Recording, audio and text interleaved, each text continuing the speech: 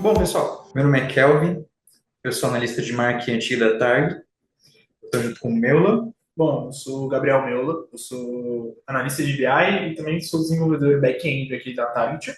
A gente veio fazer essa live por causa da análise da batalha de dashboards, né? Que Uhum. a gente discorreu um pouco sobre o tema de funcionalidades e design e tudo mais. E a gente queria criar um conteúdo que pudesse destrinchar isso um pouco mais a fundo, né? Sobre como UX, como design pode melhorar o seu dashboard, melhorar a sua visualização de dados. Porque às vezes, na maioria das vezes, é detalhe, né? Tipo, as coisas, muitas pessoas se focam nos números e tem que, né, procuram mais na modelagem e tal, mas a apresentação e a forma visual que as pessoas recebem a mensagem é muito importante também, né? Então, Sim, tem que dar um foco, um detalhe a mais, porque tem bastante coisas que podem ser alocadas ali. isso aí. Bora lá então? Bom, esse, né, vai ser a nossa agenda de hoje, então a gente vai falar sobre esses 5 tópicos principais e depois no final a gente vai deixar um tempo para as dúvidas, né? E, bom, bora lá. Bora. Contextos, fundamentos da criação de uma análise, né? Então a gente precisa da base para poder iniciar o processo. Sim. E a gente começa falando o que é um dashboard. Então, a gente tem uma descrição aqui técnica, né? Então, é um display visual das informações mais importantes necessárias para atingir um ou mais objetivos. Né? Então, é consolidado em uma única tela para as informações possam ser monitoradas de relance. Então, a gente pode resumir que é qualquer tela visual que tenha alguns valores que são importantes para responder alguma coisa. Né? Então, um dashboard ele nunca vai estar só apresentando um vazio, algo vazio. Exato. E o seu leitor, ele precisa assimilar isso rápido, porque as pessoas, quando elas veem alguma coisa, elas gastam energia para tentar decodificar a mensagem, né? Tipo, a visualização, entender o que está disposto ali, e o que resta, caso, né, não tenha sido feito esforço o bastante para decodificar o que está sendo visto, é a mensagem. Então, o espaço para interpretar, ele é totalmente dependente do quanto ela conseguiu entender só de relance. Bom, então a gente, para antes da gente começar a falar sobre como criar a parte visual, né, a gente tem que entender o que vem antes, porque é um processo de algumas etapas que tem que ser seguida, porque é elas que vão se basear no que o seu visual tem que seguir. Então a gente tem alguns tipos de análises, né, que são da parte da análise de dados. Tem o tipo descritiva, que explica o que aconteceu, a diagnóstica, que ela fala o como ocorreu as coisas, a preditiva que prevê o que pode acontecer, a prescritiva que recomenda uma ação com base na predição. Né? Então a gente utiliza a inteligência artificial na prescritiva e tal, e algumas delas têm algumas formas diferentes de você fazer a visualização. Algumas precisam de um contexto maior, algumas precisam de tipos de resultados muito preciso. Então, por exemplo, na prescritiva, você tem que deixar no final a ação, né? Então, você tem que escrever em texto, você tem que recomendar para a pessoa, para o seu público-alvo, o que tem que acontecer. Né? Então, pode passar. Então, para a gente começar, né, a fazer o processo, a gente precisa primeiro de uma pergunta, de uma hipótese. E ela pode ser qualquer uma que você tenha dúvida. Então, por exemplo, como que a gente está em faturamento em relação ao ano passado? É uma pergunta, né? Então, eu estou desconfiado de que a minha operação não está indo bem. É uma hipótese, né? E as duas vão te guiar, essas duas perguntas vão te guiar para a fase de experimentação.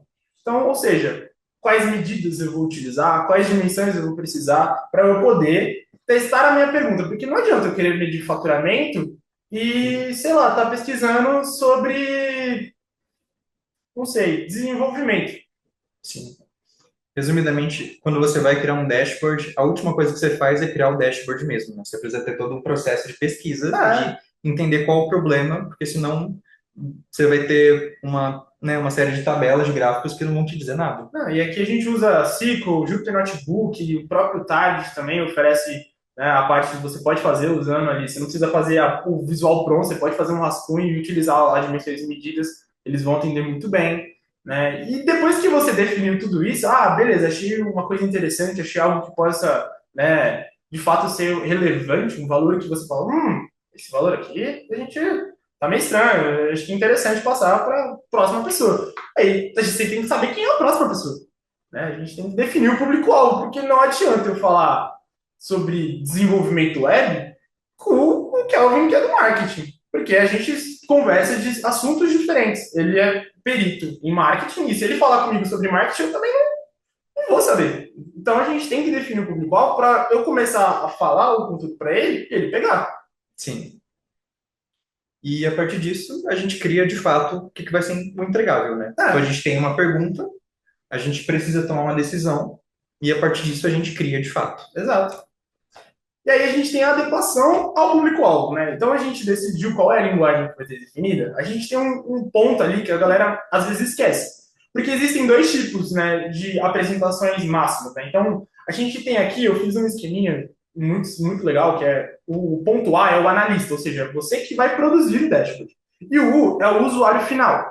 E aí a questão é que quanto mais próximo na hora de visualizar está do usuário final, ou seja, é um e-mail, é um relatório que chega via WhatsApp, é um relatório, sei lá, que eu vou visualizar por conta própria, eu como usuário final, o objeto, o documento, tem que estar o máximo descrito possível.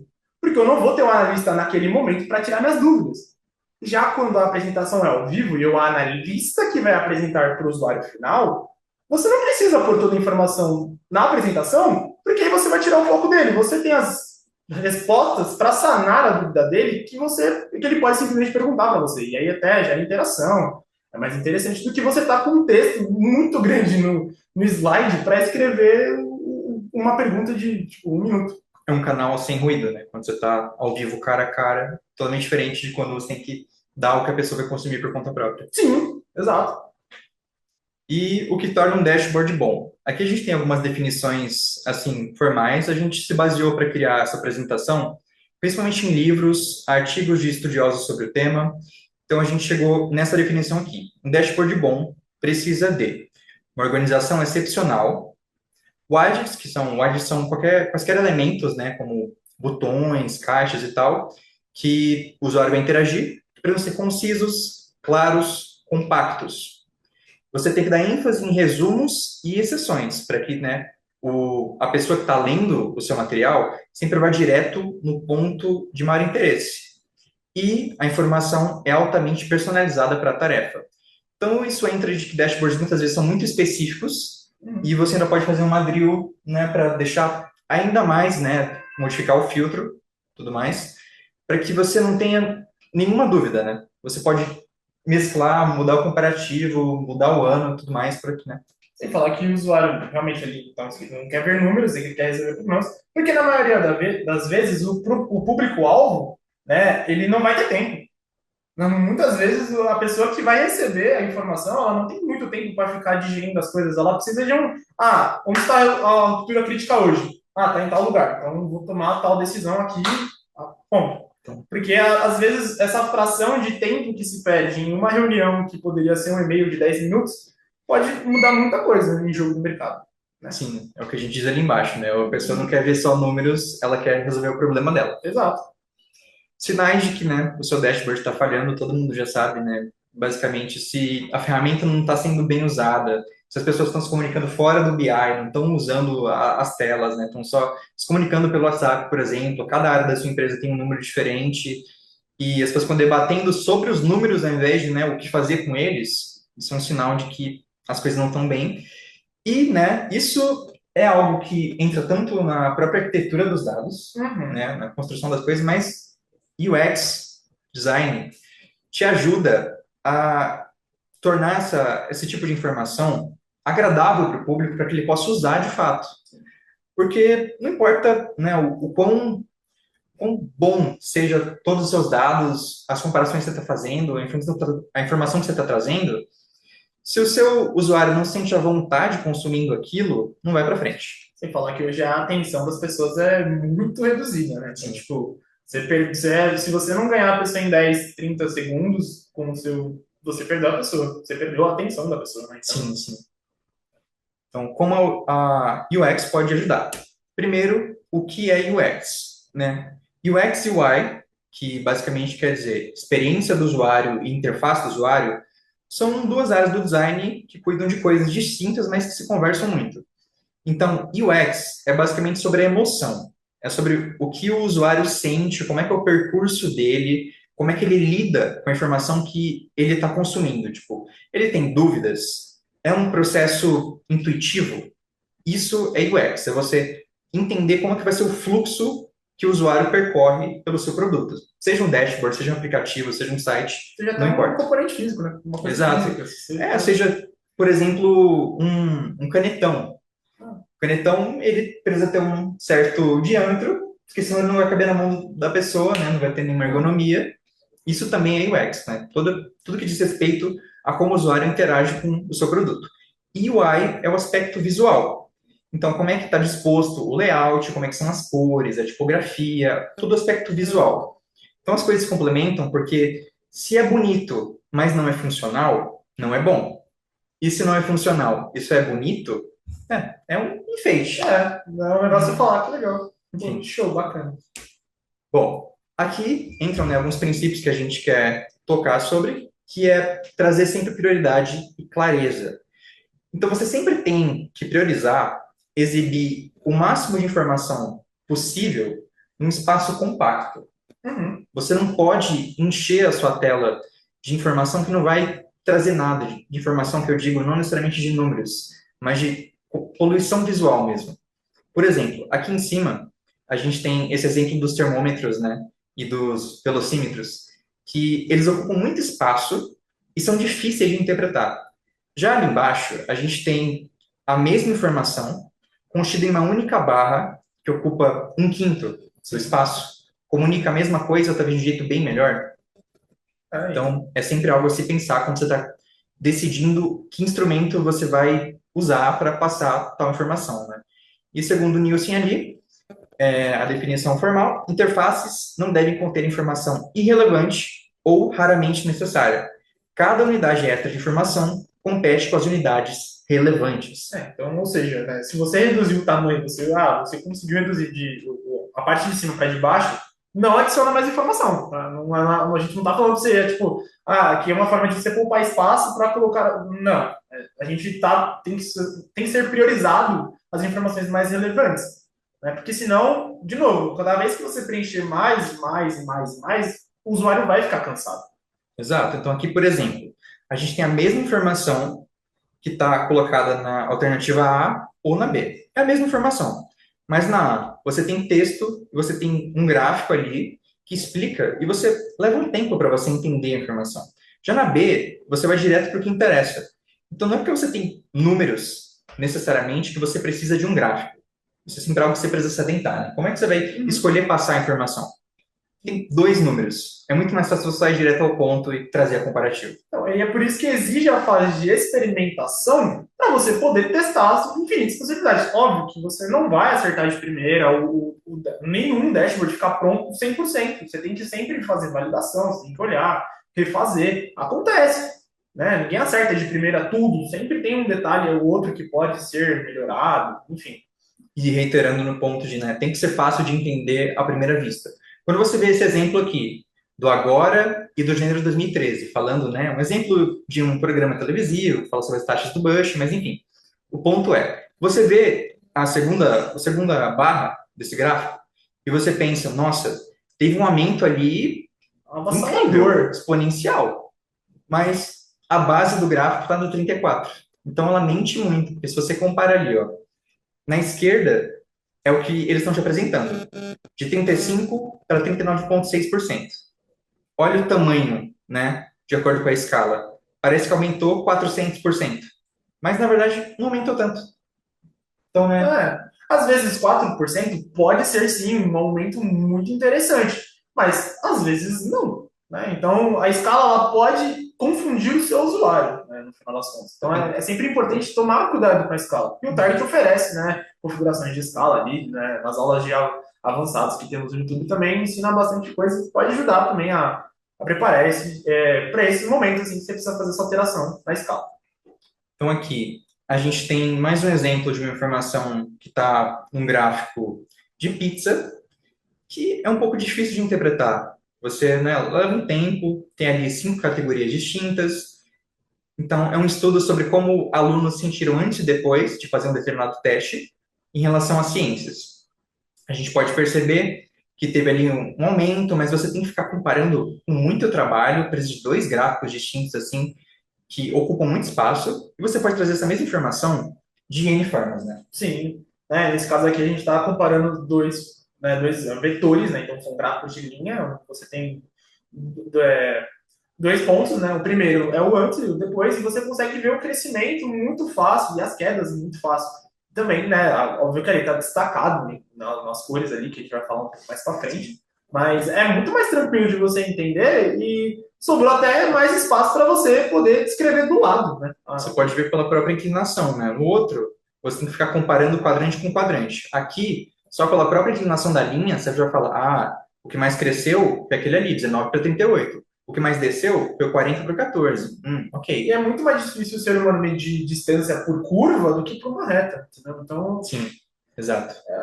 enfim. Aqui, outro exemplo, que talvez seja até melhor, né, para a pessoa visualizar, Uhum. que é só com dois gráficos de barras colapsados.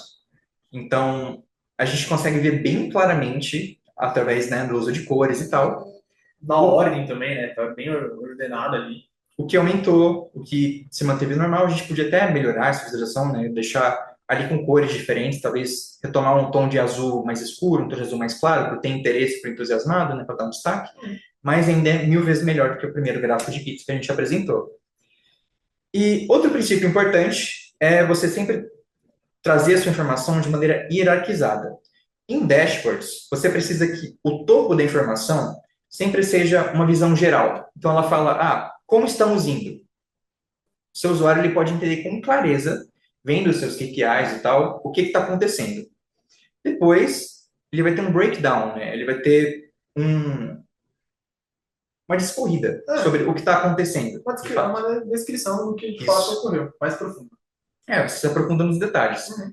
E depois você explora, né? Quando o usuário ele vai por conta própria, né? Analisando tabelas, mexendo com filtros e tal. Como eu posso entender mais, comparar esses problemas?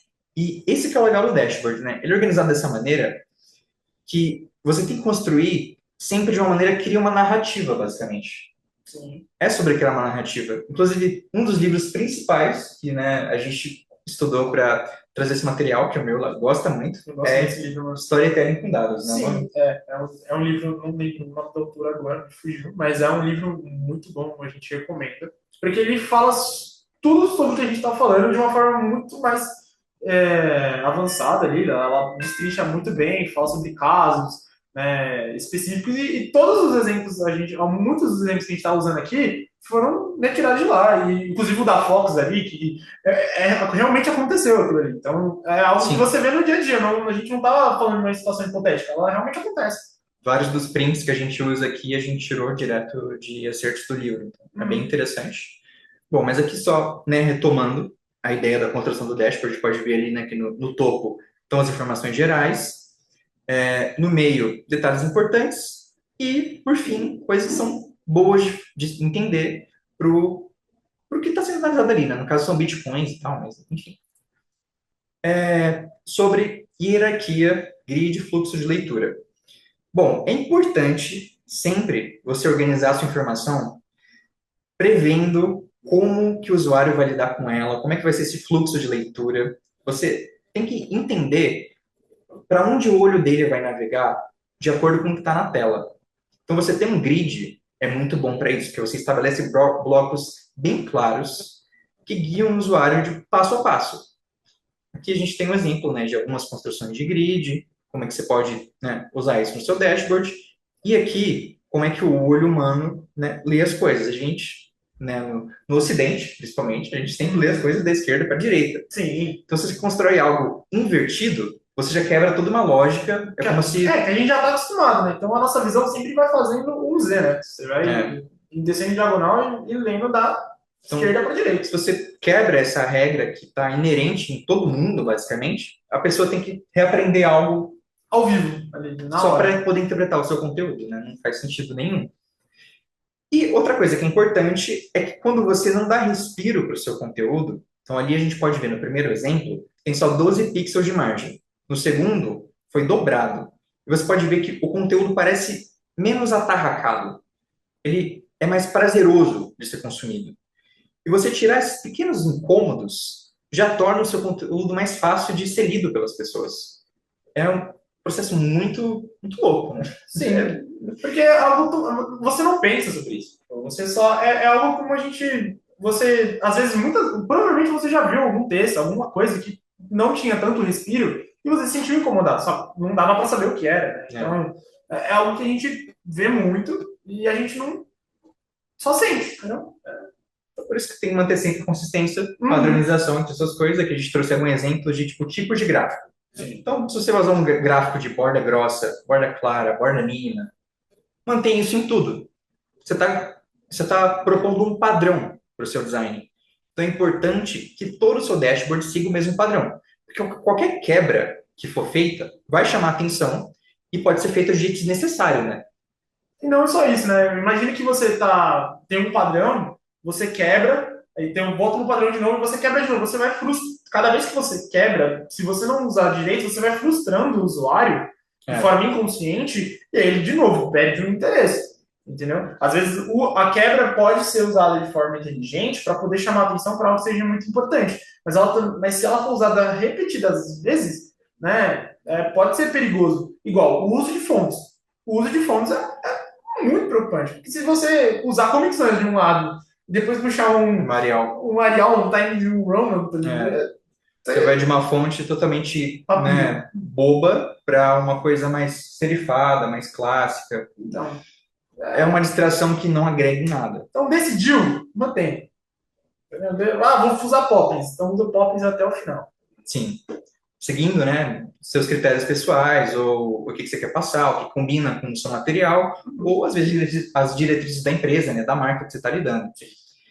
Duas coisas muito legais que a gente pode trazer aqui são o conceito de atributos pré-atenção e os princípios da Gestalt. O que é isso?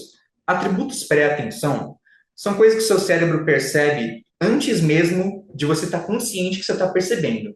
Então, são esses destaques que a gente falou. Então, tem uma cor saturada, tem uma fonte que está diferente, seja por tamanho, pela tipografia, formatos distintos, isso chama a sua atenção e você entende que é um destaque, tem uma hierarquia diferente, antes mesmo, né, de você ler a informação. Então, se isso não está alinhado com o que você quer passar, é um problema, né? A sua experiência do usuário, ela está sendo completamente afetada de graça.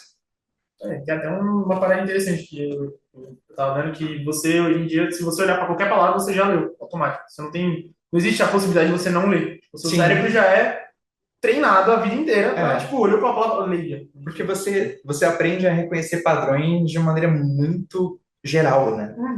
Tipo, tem muitos desafios, assim, que as pessoas colocam, que elas, por exemplo, criam letras ou tipografias com elementos estranhos, mas que, tipo, se assemelham ao nosso alfabeto comum. E aí, na primeira linha, você tem dificuldade para ler isso. Mas você está na terceira, você já está lendo normal. Você está na oitava, nem percebeu. Então, tipo, o seu cérebro, ele é muito bom em reconhecer padrões. Mais do que você pode perceber que você está reconhecendo os padrões. Então, você escolher como você está usando as prioridades é a decisão mais importante que você pode ter para melhorar a sua visualização de dados. Aqui a gente tem algum exemplo, né, de atributos pré-atenção. Então, tudo isso aqui que está, todos esses 10 exemplos, são coisas que chamam a sua atenção de cara. Você percebe, algo está diferente, então tem alguma coisa que eu preciso prestar atenção.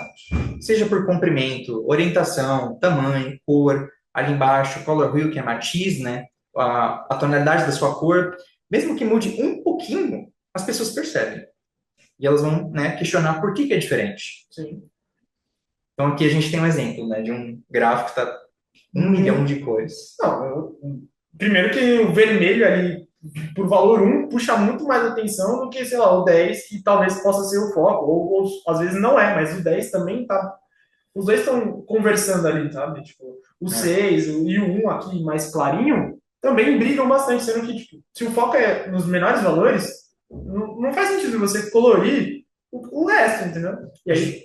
A gente tem cores que são convenção, né? Vermelho, amarelo, verde. A gente entende já. Positivo, neutro, negativo. Semáforo, né? Ou então verde é positivo, amarelo atenção, ou vermelho perigo. Então, o nosso cérebro vai automaticamente para isso. Então, a gente meio que ignora todos os tons ali mais frios, do azul, do roxo, do ciano, a gente não vê direito. Só que aqui é só poluição. É, Aqui você atrapalhou a informação principal. O cara pode até entender, né, que o 1, 2 e 3 ali tá perigoso nos primeiros, no A e B. Só que assim, até o cara já gastou 2 minutos, sendo que na segunda informação o cara já instantâneo. na primeira foram escolhidas 10 cores diferentes, né, para representar os níveis. E na segunda, simplesmente escalas tonais. Então, o primeiro é o tom mais escuro, e do quinto em diante, né? Nem teve o trabalho de criar 10 categorias distintas. Do quinto em diante já fica branco ali para você entender que é algo que está, É né? irrelevante, mas tá lá, mas é irrelevante para análise. Aqui a gente traz um pouco sobre, né, como você pode usar cores diferentes, né, dependendo do que você quer fazer. Você pode, claro, fazer essa análise aqui em modo escuro. Não tem problema. Tem gente que gosta, né? Tem... Exato. Às vezes vai de acordo com a identidade do que você está querendo propor. Mas o problema é que você tem que respeitar o que você está construindo. Então, aqui, nesse exemplo, se eu colocasse as fontes do título, do texto ali, ao invés desse tom de cinza um pouco mais escuro, eu colocasse amarelo, ia ser impossível de ler. Esse vermelho aqui já não é tão legal de ler. Vermelho no fundo preto não combina bem. Então, você sempre tem que ter um contraste bom, né? Para você ter uma leitura legal dessas informações. Aqui a gente tem um exemplo, né? Que o contraste é péssimo. Com certeza. Esse verde aí é muito ruim, cara. Muito ruim. O azul, né? Ali os tons, eles estão muito próximos. É tudo um pouco escuro, fica tudo meio lavado, né? Você não consegue ler direito as coisas. Você consegue ler. Não é esse o problema. Você consegue ler, mas é eficiente? Não. Não. E tem como você usar cores, né, também de acordo com a regra da sua marca, por exemplo. Digamos que você tem alguma imposição, no caso, por exemplo, do Target. A gente tem o nosso tom de azul Target. A gente usa ele para destaque sempre que possível. Sim. Mas, por exemplo, aqui, a cor da marca é esse verde, que ele não orna muito bem com cores neutras e parece que está tudo meio engessado, sabe? Meio lavado. A imagem não tem destaque. Então aqui a gente tem algumas opções. Seu olho não puxa atenção para o valor 5 ali, né? Se você olha, o preto puxa muito mais a atenção no olhar do que no primeiro, né? Se você está usando bastante cinza, você pode só mudar para um preto ali e pronto. Né? Já se destacou mais, você sabe, ok, aquele ponto ali eu preciso dar atenção. Ou, é um exemplo legal também, você pode usar uma cor complementar à marca do seu cliente. Então, se o resto do seu dashboard é esse tom de verde, você usa a cor complementar, que está no espectro oposto ali do círculo de cores, né? Que é o azul. E funciona bem, porque né, as cores complementares são as que mais se destacam, mais se conversam e gera esse equilíbrio bom, né, que a gente gosta de ver. As pessoas usam isso o tempo todo, né? Seja arte, seja composição de Instagram e tal, por exemplo, amarelo com roxo, sim, laranja com azul. Todas coisas de azul laranja com azul usam o tempo inteiro, né? Todos os filmes dos últimos 15 anos da Marvel são pôsteres teal and orange, né? Que o pessoal fala. Ciano e laranja. Enfim. Aqui. Outra coisa se os atributos pré-atenção, eles falam sobre como o seu cérebro, ele interpreta coisas antes mesmo do seu momento de consciência. Os princípios da Gestalt, eles mostram como o seu cérebro agrupa coisas dependendo de como elas estão dispostas. Então, a gente tem alguns princípios, alguns são mais relevantes ou menos relevantes, dependendo do que você está criando, né? Um dashboard, nem todos aqui são relevantes o tempo inteiro, alguns quase nunca vão ser, mas a gente tem ali, por exemplo, primeiro exemplo, fechamento, né? Na verdade, enquadramento, tradução desse primeiro, que é você colocar uma limitação, né? Uma barreira ao redor dos elementos que você quer destacar. Funciona? Funciona. Similaridade. Seu cérebro vai agrupar ali cores, formas que estão parecidas. Beleza, esse aqui é um dos que né, a gente mais usa. Continuidade. Ali só da forma se manter o seu cérebro, ele entende aquilo como um grupo, uma coisa que é contínua. Fechamento é sobre, embora você não tenha a figura ali do T completa, o seu cérebro, ele simplesmente entende que né, aquilo ali devia ser fechado. Tem várias imagens aí pela internet, você pode pesquisar sobre isso, mas, por exemplo, você não precisa sempre ter as bordas de uma tabela para você entender que é uma tabela. Só por estar alinhado com o espaçamento regular, você já consegue compreender isso. Então, conexão, proximidade, simetria, são todos princípios de Gestalt que ajudam você a agrupar melhor as coisas e criando grupos, você está automaticamente dizendo, essas informações conversam, você deve comparar elas juntas e tudo mais. Num gráfico de barra, você não, ou em qualquer outro tipo de gráfico, você não precisa ter lá a linha do eixo X e Y, porque as pessoas automaticamente vão entender que aqui é o baixo e aqui em cima, entendeu? Então, elas não são necessárias. Né? Tirar elas um pouco pode deixar a sua análise, né, o seu dashboard mais leve. Aqui a gente tem algum exemplo de 3 princípios de Gestalt que aparecem muito em dashboards, né? A gente até já usou esse exemplo antes durante a batalha de dashboards. Sim, aqui. Que, bom, fechamento, né? Ali tem caixas que vão cercando os grupos, você pode ver ali naqueles primeiros 5 que provavelmente são os KPIs, né? Aqui provavelmente caiam KPIs. Provavelmente são KPIs que estão ali para ser lidos juntos, então a gente cria uma caixa para mostrar, é um grupo. Esses objetos em azul também seriam outra coisa, outro tema, ou um subtema, né, do assunto. Aqui em cima seria algo único e separado, né? E aqui em cima a gente sabe que é uma descrição, sei lá, um menu. Aqui em cima com certeza é um menu, né, um header. Aqui embaixo é um footer, a gente sabe que... Por quê? Porque pela disposição espacial que eles estão e pelo agrupamento, a gente sabe que esse aqui é uma coisa, isso é uma coisa, isso aqui é outra coisa, isso também é outra coisa. Exato. Na proximidade ali, a gente entende que os elementos que estão próximos se conversam e na singularidade é a mesma coisa, né? As formas que estão ali, esses 3 círculos aqui, se conversam, estão agrupados. As 3 poderiam ser tabelas aqui, por exemplo. Aqui os 3 botões que você interage juntos, provavelmente, né? E aqui, talvez KPIs novamente, talvez títulos. Enfim, é uma construção minimalista só, né, para estimular a imaginação, mas que demonstra como a gente pode agrupar as coisas. Então, a gente agora vai falar sobre a parte prática, né? Sobre o gráfico, né? Que é o que, de fato, a gente vai usar, né? É a sua ferramenta principal, o envelope, né? Pela mensagem que você está passando. Então, eu juntei alguns essenciais que a gente, né, usa muito, né? Então, são muito populares. Então, o primeiro deles é o gráfico de barra, né? É a informação de tipo de gráfico, mas né, que é importante entender os pontos fortes e fracos de cada um, né? Temos o gráfico de barra, que é o mais popular de todos, todo mundo já usou, já viu. Ele é ótimo para fazer comparações entre dimensões, entretanto, tem que ser poucas, porque a gente, né, ele fica muito poluído. Atenção ao tamanho e largura. Dentro do tag, a gente tem configuração de tamanho da largura da barra, porque senão ela pode começar a ocupar muito espaço e tirar o respiro de dentro do gráfico, né? Então, é fácil a gente, né, deixar um pouco mais leve. E ele é fácil de ler, né? As pessoas leem muito fácil o gráfico de barra porque a gente está acostumado muito a fazer isso.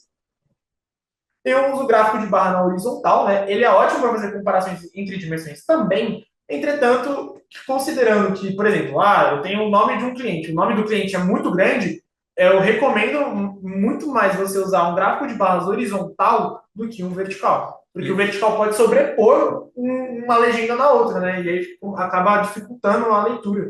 Aí é ótimo para ranking. O gráfico de barra na vertical é ótimo para comparação histórica. Aqui, nesse caso, ranking, eu acho muito mais fácil você entender de forma horizontalmente do que vertical. Ele aproveita bem o espaço, né? A gente pode ver o jeito que as informações são dispostas aqui. É o que o meu disse, né? Você pode colocar informações muito mais horizontalmente grandes aqui e no outro não. Já o gráfico de pizza, o fatídico, a gente, né, ele funciona muito bem quando a categoria domina claramente. Então, se você tem uma categoria muito dissonante das outras, tipo, tem um valor muito alto para uma. 95% contra 5%. Aí, mano, com certeza é válido usar o gráfico de pizza. Ele é muito popular, as pessoas adoram usar. Só que a gente tem que evitar o uso. Porque é muito difícil de você identificar proporção.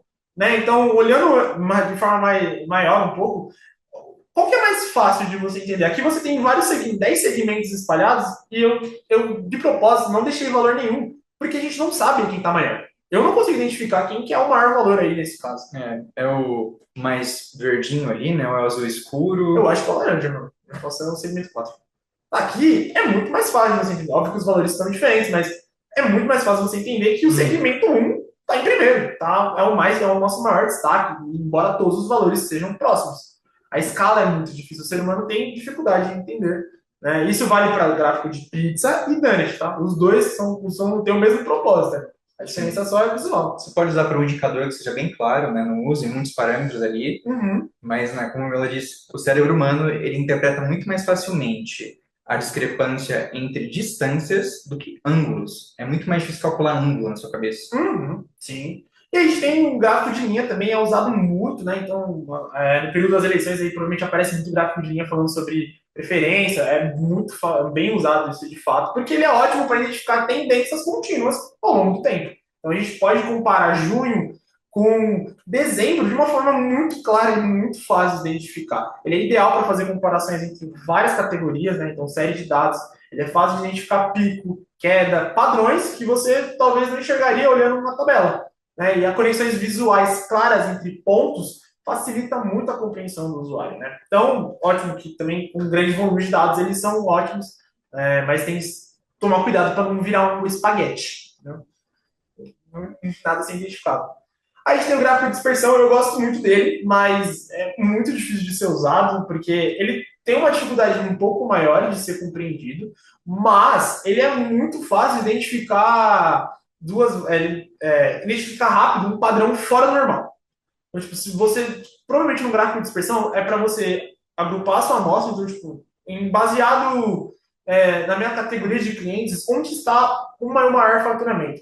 E aí pode ser que tenha um ponto que está muito lá em cima. Então você tem um cliente específico, um valor específico que está com um faturamento muito alto. E aí você pode falar, pô, eu preciso dar um foco maior nessa pessoa, nesse cliente. Né? Muitas vezes é legal você criar uma linha, né? Você cria uma linha aqui e você pode entender qual que está muito fora da sua média, da sua mediana, da sua mediatriz. Até você pode quebrar em quadrantes, né? E falar assim, pô, esse cara aqui tá nível 1, nível A, nível C. Sim, E é ótimo, muito usado em análise para regressão, é a base, né? Para esse tipo de análise. A gente tem alguns outros exemplos aí, né? A gente pegou esse Smart na internet, tem vários outros tipos de gráfico que pode se utilizar. Né? A tabela também é um tipo de gráfico, mas válido. é muito mais difícil de você errar. Realmente é bem mais difícil. A tabela geralmente é para quando você não é muito específico sobre uma informação, é muito mais consultivo, né? Você quer atingir um grupo, por exemplo, você quer atingir um grupo grande de pessoas que estão todas atrás de uma informação específica e você organiza tudo de uma mesma maneira para que elas possam ir lá. Ah, ok, linha, coluna, pronto, achei o que eu queria. Mas né, não, é muito bom para você fazer comparação em alto. Ela é usada também para fazer análise de Pareto, né? Porque é onde você vai olhar caso a caso. E aí a tabela ela já dá todas as informações necessárias, sem você ter que ficar caçando, enfim. Então, e quando os dashboards falham? Quando um dashboard falha, né? Aqui a gente construiu um exemplo que vai contra tudo e tudo que a gente falou aqui. E, tipo, é muito fácil você olhar essa imagem e você perceber, ah, isso é ruim. Mas talvez, né, com essa construção que a gente fez aqui, os tópicos que a gente levantou, seja mais fácil para você enumerar múltiplos motivos de por que isso é ruim. Seja o desalinhamento entre os KPIs estão, né, no meio do gráfico e na direita. Eles têm tamanhos diferentes. Ao invés da esquerda ou no topo, né, torna muito mais difícil de ler, estão desorganizados, as cores não fazem muito sentido. Ele não tem uma ordem visual muito bem organizada. Então, tipo, os KPIs, nesse caso, como são indicadores muito críticos, deveriam estar em primeiro ponto de vista, né, ou chamando mais atenção ainda do que nesse caso. A gente... Houve um spoiler ali. É o spoiler. Então, o tamanho das coisas ali, pô, não dá nem pra ver o que tem sido naquela tabela secundária ali. Tipo, sim. As cores brigam muito entre si. Né? Tem dois esquemas de cores diferentes, né? O gráfico usa o gráfico de pizza, no caso, o gráfico de colunas ali, de barras verticais. Ele já usa outro completamente diferente. Sem falar que o gráfico, nenhum dos dois gráficos você consegue entender sobre o que ele de fato fala. Você tem um título, né? Então, clientes, tal, prefixo lá, mas você não sabe o que exatamente significa, o que quer passar para a gente, qual é a medida, qual é o faturamento, o que é isso. E aí, essa é a versão organizada, é as mesmas informações, é literalmente a mesma coisa, só que organizado. É a versão oficial que a gente usa no acelerador, a gente pode ver ali que, tipo, a gente abandonou, né, o gráfico de pixel, que, né, torna muito difícil comparar ali. Os quatro ali, beleza. O verde mais escuro, ele claramente é o maior. Mas os outros três, não fica muito claro, não sei se você coloca ali um indicador, né, de Aí você vai mensurar o número, valor, mas aí, de novo, mas é um trabalho, a né, mais. desnecessário. Quando você simplesmente tem algo assim que, além de mostrar uma faixa, mostra claramente qual está na frente, qual está atrás, está organizado de maneira descendente aqui, está fácil de ler. Os KPIs estão na posição de destaque, estão na esquerda, estão no topo, estão com cores apropriadas, E estão né? agrupadinhos, né? Você pode ver que tem uma caixa em volta deles que fala, pô, esses caras estão juntos, eles estão se relacionando. É o princípio do fechamento da Gestalt que a gente Então, falou. O espaçamento é regular, a margem entre as informações é boa, as cores ali, o verde, vermelho e o amarelo, dizem, né, a respeito da meta, estão usando agente de cor de maneira boa, então não tem nenhuma dissonância cognitiva, né, entre o que você vê vermelho e, ai meu Deus, na verdade tá bom. Não. antes mesmo de você bater o olho no valor, você já sabe que tá ruim. Porque Exato. você já processou a cor vermelha. Uhum. Antes mesmo de você ver que o valor é menos 0,83. A gente tem uma tabela que está bem formatada, tem bastante espaço ali para poder ler todos os dados com tranquilidade. A gente tem aqui uma outra tabela que está fazendo uma drill, né? Dá para expandir Dá pra aqui. expandir e tal. E o tamanho é menor, então dá para você expandir e ainda não perder as informações ainda, do mesmo jeito. Igual tá a Enfim, outra. é É gritante, muito né? gritante. A diferença entre as duas coisas. Bom, então, como é que eu vou saber que o que eu tô fazendo tá dando certo?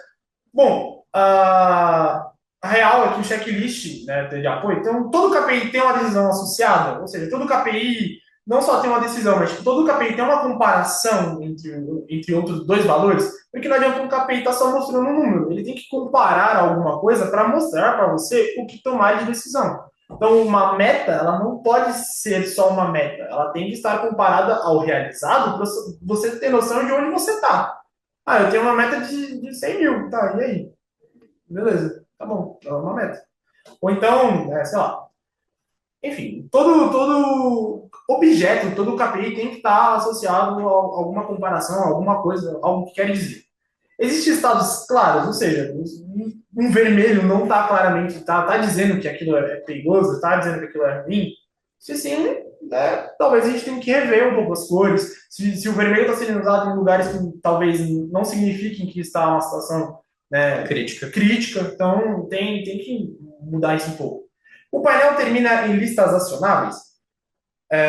Bom, o dashboard, né, a gente dentro do Target tem a capacidade de você poder, naquela pirâmide, né, do começo, Sim. voltando um pouco aqui em cima, não necessariamente toda essa pirâmide, precisa estar num lugar só. Né? Então você pode fazer abas, layouts, usar o recurso do Target para poder deixar as telas de uma forma muito mais tranquila do usuário. Pô, eu tô na tela de... Sim, melhorar a divisão, né? Então. Beleza, está na tela de cliente, depois você filtra por outro KPI, e é legal. E por aí vai. Você pode usar o menu suspenso, né? Como aqui, por exemplo, no nosso exemplo dos aceleradores. A gente tem ali, esse é uma das análises possíveis, né? Desse atributo que a gente quer analisar, que são os clientes. A gente pode vir aqui, nos três pontinhos, e ver cliente por faturamento. Sim. Cliente por qualquer outra métrica, enfim, que você queira. Ou então eu não quero ver esse ano, eu quero ver ano passado também. Exato. Né? Existe um dono do painel, ou seja, para quem que você fez isso aqui, né? Se você não sabe responder a pergunta, então talvez você provavelmente errou a linguagem. Se você não sabe quem é o seu público-alvo, como aquilo vai ser consumido no dia a dia, a chance de, não vou falando que você vai sempre de errar, mas a chance de errar é muito melhor. E tem uma coisa que design e, né, criar um dashboard é um ato de design. Não importa, né? Se você é só um analista que está ali criando uma análise, você está fazendo design. E o design, ele é um processo iterativo. Então você corrige. Um dos princípios, né, do design, que é o duplo diamante. Você cria, você estuda hipóteses, depois você desenvolve, e aí você aplica. Então, mas é cíclico. É cíclico. Então, você precisa testar, entender se está funcionando, aplicar com base no feedback e reiterando infinitamente, porque nunca vai estar perfeito. mas a cada nova reiteração vai estar mais próximo do que precisa ser. Não, e às vezes você chegar no seu colega de trabalho e falar assim, pô, dá uma olhada aqui rapidão, me explica para mim o que você. Se ele não conseguir explicar o que a análise diz, então o dashboard não serve. Né? Sim, A não ser que você vá fazer uma aplicação, mas aí, né, de novo, a gente entra no ponto da proximidade da mensagem do usuário. Então, aqui nesse caso, se tem priorização priorização por impacto, ou seja, você está priorizando as informações mais importantes, ou tudo grita de uma vez? Você não consegue muito bem focar no ponto principal. Uma dica que o próprio livro dá é quando você está desenvolvendo, você fechar o olho, quando estiver pronto, você abrir. Para onde seu olho ir, o primeiro ponto que você olhar, provavelmente aquilo está chamando atenção. E sim. aí você consegue dosar, tipo, pô, não era para cá que eu queria olhar, então, né, você faz esse controle. Então, se você está muito acostumado na análise, chama outra pessoa. A pessoa também pode falar, pô, qual é a primeira coisa que você vê aqui? Você entender esse fluxo bem, né, de como que tá rolando. Mas, tipo, às vezes, você é o próprio usuário final do seu dashboard. E aí você faz uma coisa e você pensa, tá perfeito, né? Eu fiz, eu entendo como eu funciono, mas nem sempre é assim, né? Tipo, as pessoas criam rotinas de organização e depois de 6 meses elas percebem, Porque se eu fizesse dessa outra maneira, seria muito mais eficiente. Sim. E é a mesma coisa para esse tipo de criação. Não tem outra coisa. Inclusive, eu queria, né, citar que o nome do livro é Storytelling com Dados e a autora é a Cole Nussbaumer. Nussbaumer. Nussbaumer. E é bem legal, né? Traz tudo isso que a gente falou e mais um pouco. Tem outros autores aí que a gente, né, pesquisou, plataformas como, né, Nielsen e tal, que fazem estudos sobre esse tipo de coisa, que é legal você consultar. Sim. Os próprios princípios da Gestalt que a gente citou. É interessante você pesquisar por conta própria e entender aplicações mais profundas disso, né? Porque aqui a gente tem 1 hora para abordar esse conteúdo. Não dá para ir a fundo nisso, né? Dá para ter tranquilamente uma aula de 3 horas sobre Gestalt. Dá para ter um curso, né, sobre isso. Totalmente. Então, bom, Muito obrigado. obrigado, né? Obrigado pela atenção, pessoal. Realmente, qualquer dúvida, podem mandar no chat, podem abrir a câmera, pode abrir o microfone, perguntar direto, qualquer coisa. Mas é isso, né? Acho que Acho que a gente fez o é o máximo que deu conteúdo que a ali, gente queria passar. Acho que trazer. Acho que foi bem, bem amplo. Só de. Onde vocês recomendariam o pessoal se aprofundar nesses conceitos, além do livro? Bom, existem sites, por exemplo, eu acho que a Fundação Bradesco ela dá cursos gratuitos. Se eu não me engano, ela tem cursos gratuitos de comunicação, design. Aprendendo comunicação um pouco, você também já pode ajudar bastante. Tem muitos artigos na internet sobre o princípio de Gestalt. O Google é seu melhor amigo, né? E tem também, a galera usa muita inteligência artificial. Ela também pode Sim. ser uma ferramenta nova. Que você não deve... Também dá dicas, apresenta fontes, mas acho que o principal é você entender a raiz das questões. Criar um dashboard é uma manifestação comunicativa. Você está, no fim das contas, criando comunicação. E criar comunicação é storytelling. Então, o quanto você puder estudar sobre storytelling, sobre como melhorar, como você transmite informação, é melhor para você. Em tudo. Tudo que você faz. Hoje em dia, tudo é comunicação, né? Todo mundo... as redes, né, antigamente, era TV e era um fluxo de... Conversa, né? As pessoas estão boca a boca. Era um fluxo de um caminho só, né? A TV fala, você não responde a TV. Sim. Mas numa rede social as pessoas se comunicam, elas, né, podem responder o que você falou, e cria um fluxo aí totalmente diferente, como aqui na live, né, gente? A gente está conversando em tempo real com outras pessoas. Exato. À distância. Então, às vezes interagir, perguntar, né, para outros colegas, né, experiências diferentes também ajudam a gente a entender um pouco de como as outras pessoas que estão ao nosso redor funcionam. E eu gosto muito de livros, né? Porque livros são uma ótima forma de aprender. Então acho que é designer para não designer, tem um livro que é assim. Tem vários, né? Tem vários. Mas tinha um livro que é designer para não designer, alguma coisa assim. Não lembro agora exatamente, mas tem livros bons para procurar princípio de Gestalt, psicologia das cores. Tem livros muito legais que podem ajudar a melhorar. Sim. E, mano, o YouTube também tem muita coisa por aí. Tá? Talvez não seja o nosso único conteúdo, o último conteúdo sobre isso, né? Quem sabe a gente volta aqui. Com certeza, né? Mandaram aí no chat o livro Design para quem não é designer. Isso. Esse livro aí. Esse livro é bem legal. Eu não fiz design e eu gostei também. Dá uma base boa. Beleza, gente. Se não tem mais nenhuma dúvida, é basicamente sobre isso, né? Uhum. Muito obrigado a todo mundo. Espero que o conteúdo tenha ajudado. Sim. E até a próxima, né? Se vocês tiverem um interesse em ter mais discussões ou que a gente traga algum tema específico dentro desse universo, Uhum. fique à vontade para sugerir, né? A gente tem comunidade, a gente tem bastante coisa aí que pode ajudar. Pode falar na nossa comunidade, pode falar Ah, no canal do YouTube, pode mandar um e-mail para a gente no marketing@targetbrasil.com. sim, Fique à pode. vontade. Pode me mandar no nosso contato pessoal aqui, não tem problema. Qualquer canal que você acessar, a gente vai te responder. Eu sou meio demorado por e-mail, mas uma hora chega. Então... Eu sou rápido, pode mandar Manda pra que ele que é mais vai rápido. ser respondido rápido. Mas é isso, brigadão, gente. Obrigado, gente. Novamente. Tchau, tchau. Tchau, tchau.